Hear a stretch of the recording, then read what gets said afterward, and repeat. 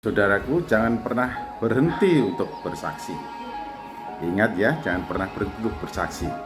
Tetapi kadang-kadang orang-orang bertanya, bagaimana cara kita bersaksi?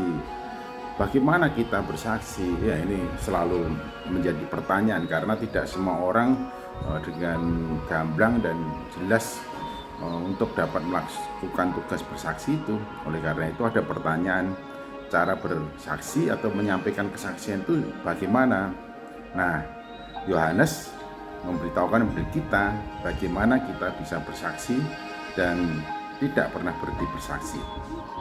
Dalam 1 Yohanes pasal 1 ayat 1 dan 2, di sini dijelaskan kepada kita bagaimana kita bisa bersaksi dan pasti setiap orang bisa bersaksi. Demikianlah firman Tuhan 1 Yohanes 1 ayat 1 dan 2. Apa yang telah ada sejak semula, yang telah kami dengar, yang telah kami lihat dengan mata kami, yang telah kami saksikan dan yang telah kami raba dengan tangan kami tentang firman hidup, itulah yang kami tuliskan kepada kamu. Nah, dari sini kita tahu bagaimana kita bisa bersaksi. Yohanes memberikan contoh kita bisa bersaksi melalui tulisan tangan kita.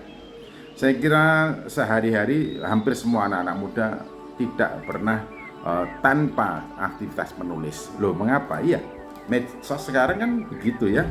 Anak-anak dengan menggunakan Instagram, dengan menggunakan WhatsApp, ya aktivitas menulis dalam komunikasi, relasi dengan teman-teman, dengan sahabat dan kerabat selalu dilakukan hampir setiap hari. Kegiatan itu tidak pernah dilupakan dan juga mengupload berita di Facebook melalui Facebook atau YouTube itu juga dilakukannya. Nah, sebetulnya kita semua bisa melakukan kesaksian atau bersaksi itu dengan cara menuliskan kesaksian itu seperti yang dilakukan oleh Yohanes. Apa yang dituliskan? Ya, pengalaman hidupnya bersama-sama dengan Tuhan.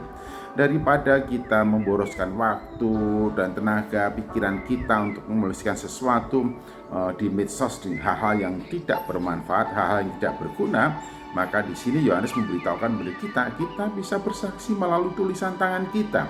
Walaupun hanya satu kalimat, walaupun hanya dua kalimat, walaupun hanya beberapa kalimat saja, tetapi muatan isinya adalah pengalaman hidup kita dengan Tuhan kita Yesus Kristus. Apa yang telah Allah perbuat dalam kehidupanmu, apa yang sedang kau alami bersama-sama dengan Allah, bagaimana Allah memberkatimu, bagaimana Allah memimpinmu, bagaimana Allah menuntunmu, inspirasi dan ilham yang kau terima dalam keseharian hidup bersama-sama dengan Allah, tuliskanlah itu. Ya, kita prihatinlah sekarang ini kita bisa melihat bagaimana medsos digunakan untuk menyampaikan berita-berita hoax, berita-berita bohong, berita-berita fitnah, berita-berita yang diketengahkan tujuannya adalah untuk mendiskreditkan atau untuk merendahkan, meremehkan, atau bahkan untuk membuat orang lain membenci seseorang. Nah, itu merupakan satu realitas yang memprihatinkan untuk kita semuanya. Karena itu kita menjadi bagian dalam komunikasi massa yang mana medsos juga ada di tangan kita. Mestinya kita memanfaatkan dan menggunakan itu sebagai kesempatan bagi kita untuk menuliskan cerita atau kisah kasih. Kasih apa? Kasih Allah kepada kita. Apa yang sudah Allah buat dalam hidup kita, bagaimana Allah menyelamatkan kita, bagaimana Allah menebus dosa kita, bagaimana Allah menjamin keselamatan kepada kita, bagaimana Allah membebaskan kita dari hukuman dan menganugerahkan kepada kita kehidupan yang kekal.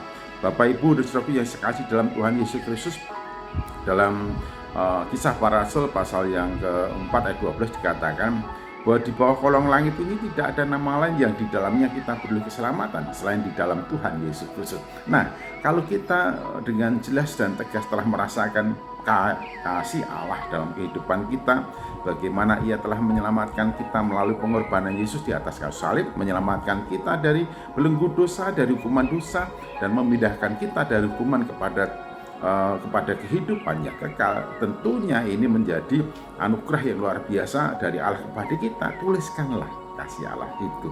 Apa yang kau rasakan, apa yang kau alami, dan cinta kasihnya kepadamu, nyatakanlah, tuliskanlah itu di dalam medsosmu, dalam Facebookmu, dalam WhatsAppmu, dan juga dalam statusmu atau dalam Instagrammu. Jadi kita semua bisa bersaksi.